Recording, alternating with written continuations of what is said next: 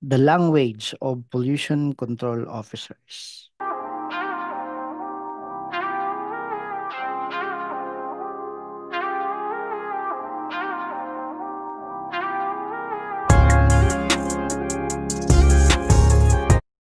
Ano ba yung mga language ng mga pollution control officers?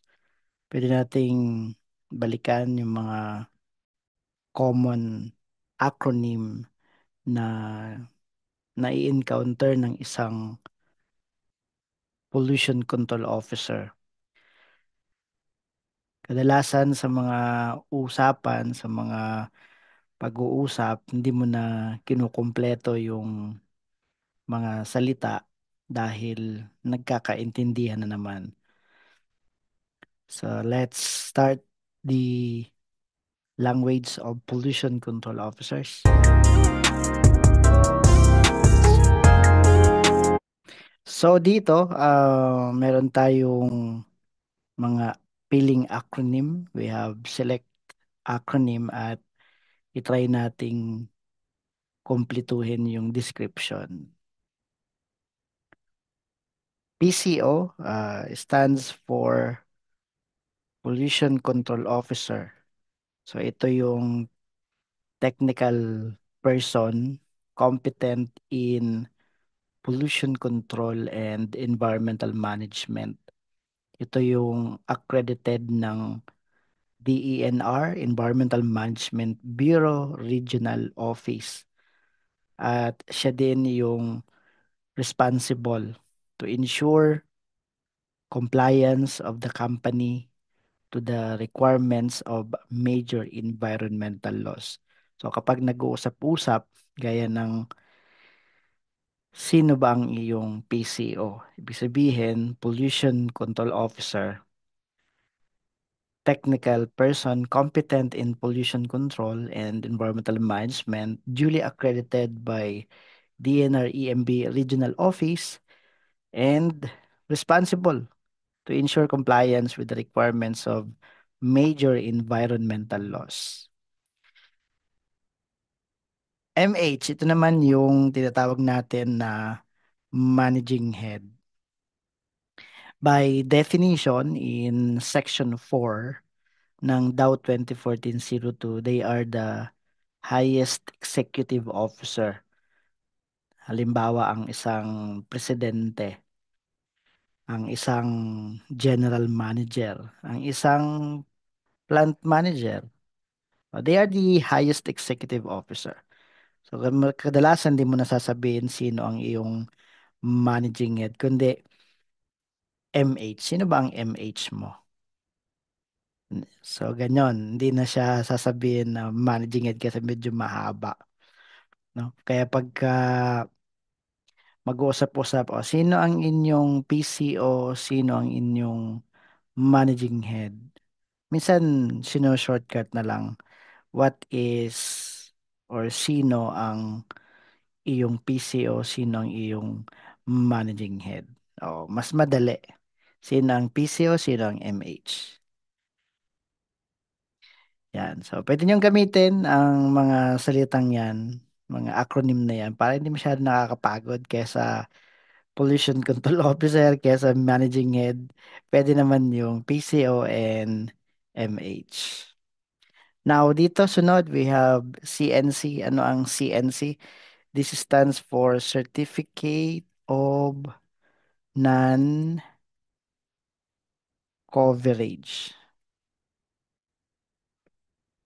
or CNC. 'Di ba? Parang meron ka na bang Certificate of Non-Coverage? Nakakapagod. Madali na lang yung meron ka na bang CNC? Ang CNC naman or Certificate of Non-Coverage, ini-issue ito ng DNR, Environmental Management Bureau. It's an important document of the company pertaining to compliance to Philippine Environmental Impact Statement System.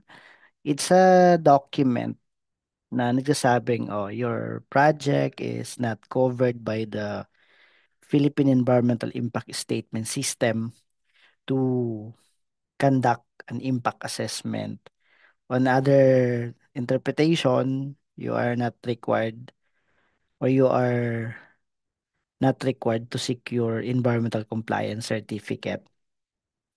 Um, it's a certification. It's not a permit. It's a certification that your proposed project. Ang nagsacertify ang DNR EMB, hindi yung sarili. It certifies that the proposed project is not covered by the environmental impact statement system and therefore does not require environmental compliance certificate. That's CNC. So pagka tinanong ka, um, meron ka na bang CNC? Ibig niya sabihin noon ay DNR, Certificate of Non-Coverage. So, hindi naman talaga ano na, sasabihin na yung buong-buong Certificate of Non-Coverage. Sinasabi na lang CNC dahil mas madali. At kung PCO naman ang nag-uusap-usap, alam niya na yung ibig sabihin ng CNC. Wala naman tayo ibang napag-aaralan sa mundo ng environmental compliance na CNC, kundi Certificate of Non-Coverage. Yan. So ano naman yung ECC? ECC stands for Environmental, yan, tinatype natin ano, Environmental Compliance Certificate.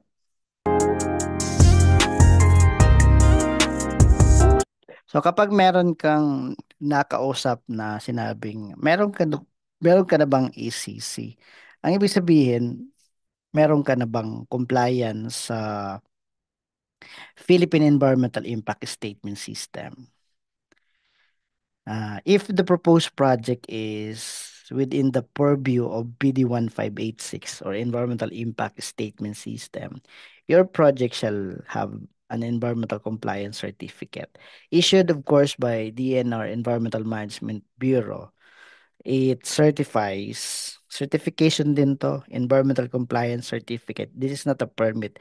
It certifies na yung proposed mong project or undertaking has undergone a thorough review of its potential environmental impact.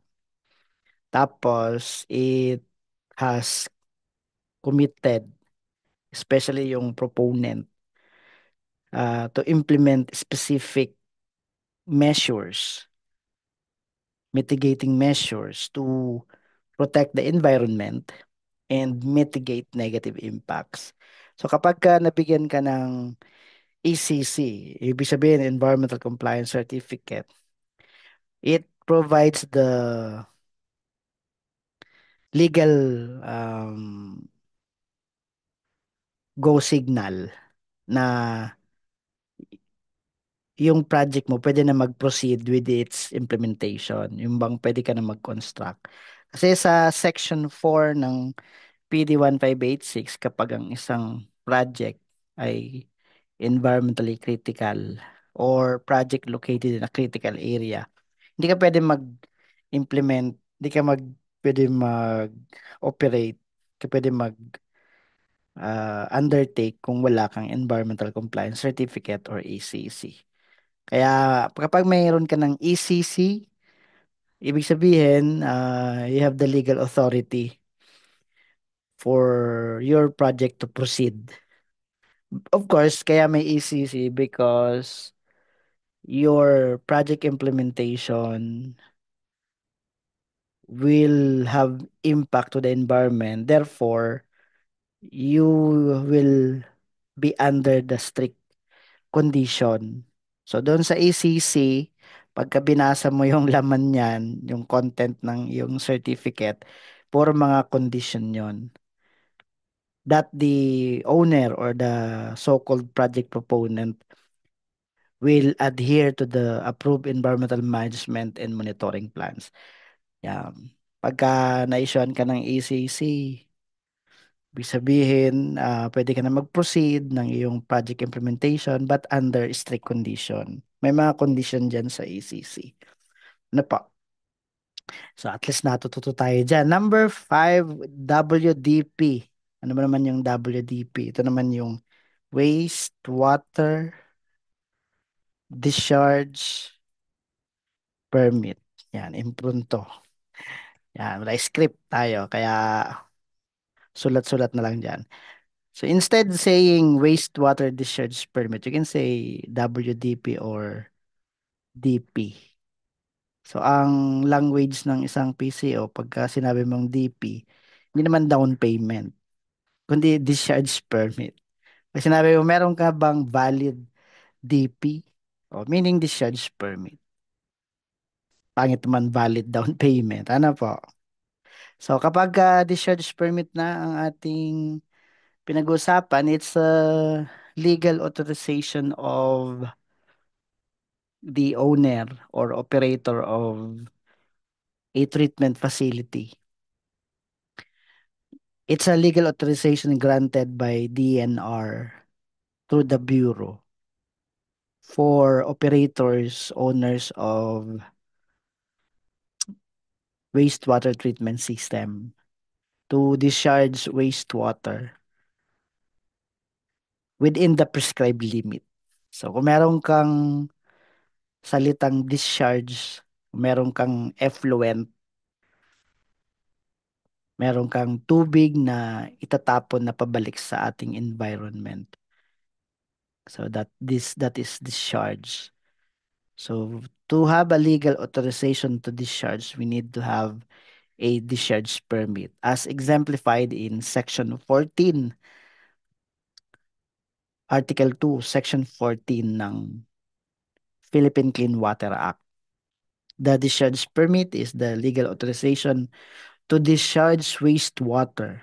And yung discharge permit, it specifies the quality, the quantity of the discharge.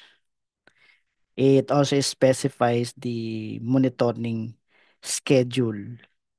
Pag may discharge ka, may testing requirement ka.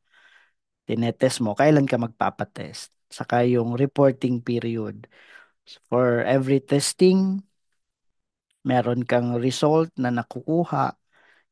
Ibibigay mo yung information sa DNR-EMB through the self-monitoring report. So that's WDP, Wastewater Discharge Permit. So sa mga susunod na um, uh, oras, pag-usapan naman natin yung number 6 hanggang 10. Thank you very much for time listening and I hope you have learned the language of a pollution control officer. Thank you very much and you are encouraged to ask question below at tayo ay magtulungan matutunan ang mga language ng isang PCO.